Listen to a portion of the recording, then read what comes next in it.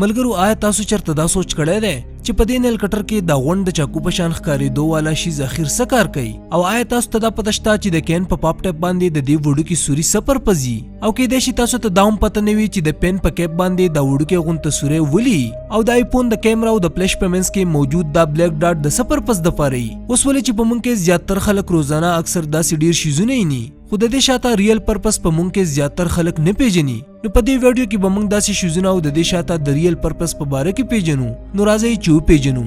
نمبر 8 د کین په پاپ ټیپ باندې جوړ وډوکی هول. په کین باندې لپاسه په دې پاپ ټیپ به تاسو کین په اسانۍ سره کولاولی شئ.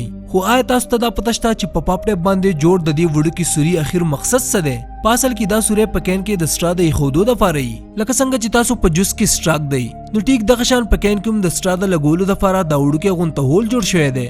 نمبر 7 د پین په سر کې دا وډوکی غونته سوری په وډوکوالي کې چې کله تاسو لیکل شروع کړي وي دا هغه ټایم نه بس تاسو په ذهن کې دا سوال خامخا پیدا کېدو چې د پین په سر کې دا وډوکی سوری ولي.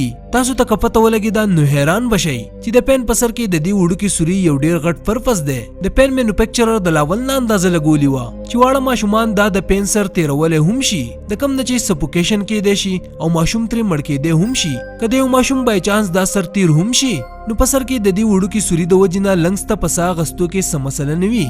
نمبر 6 د شوز په سایډ باندې جوړ شوي ایکسټرا هولز. ملګرو موږ ټول د ماشوموالي نه بوټان پخپو کوو. تاسو به دا نوټس کړئ چې ستاسو په شوز کې د سایډ طرف ته د دوه اړه سوري موجود دي.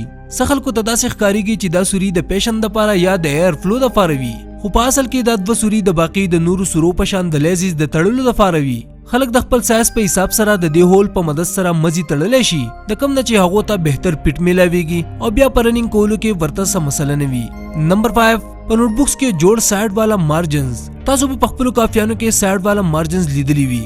زیاتر خلکو ته داسې ښکارېږي چې دا مارجنز د پوینټ نمبر یا د ټیچر ریمارکس لیکلو دپاره وي خو په اصل کې دا مارجنز تاسو د کار د خرابېدو نه د بچ کولو دپاره وي. په پخوانی زمانه کې به اکثر منګکانو دا پیپر خوړلو او یا به د لمدېدو د وجې نه پیپر خرابېدو.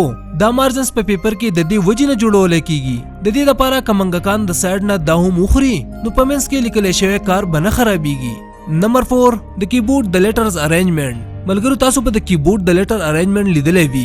آیا تاسو چرته دا سوچ کړی دی چې دا ارینجمنټ په آرډر کې ولې نه وي؟ په اصل کې کله چې اولنی کیبورډ جوړ شوی و نو هغه د ټایپ رایټر په پام کې انوینټ شوی و او د هغې د لیټر ارینجمنټ په الفابیټیکل آرډر کې و خو د الفابیټیکل آرډر د وجې نه د ټایپینګ کولو والا سپیډ اټومیټیکلی دومره تیز شوی و چې د ټایپ رایټر د کی تارونه په یو بل کې الجاو شوي وو. د دې وجې نه بیا د کیبورډ مینوفیکچرر کیز رینډملی ارینج کړو کم چې نن هم ټرینډ دی.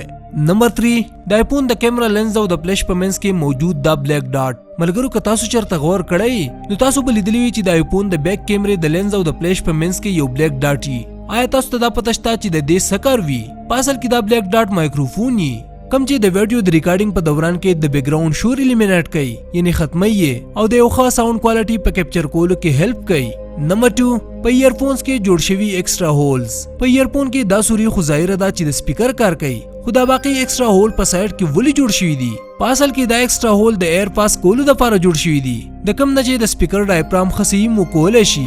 د دې هول نه د ساوند ټرانسمیشن ایزي کیږي او د ساوند کوالټي ښه کیږي. نمبر 1 د نیل کټر سره اټیچ یونټس. ملګرو د ناخون کارت د استعمالولو په ټایم کې به اکثر ستاسو په ذهن کې دا سوال راغلی وي چې د دې سره د دې اټیچ شیزونو اخر پرپز څه دی؟ خو دا خو به اورېدلی وي چې د هر شي څه نه څه پرپز وي نو د دې ګول چاکو په شان ښکارېدو والا سیز هم پرپز دی. په اصل کې دا ګول چاکو د بوتل اوپنر کار کوي یعنی په دې باندې موږ د بوتل سر لرې کولی شو.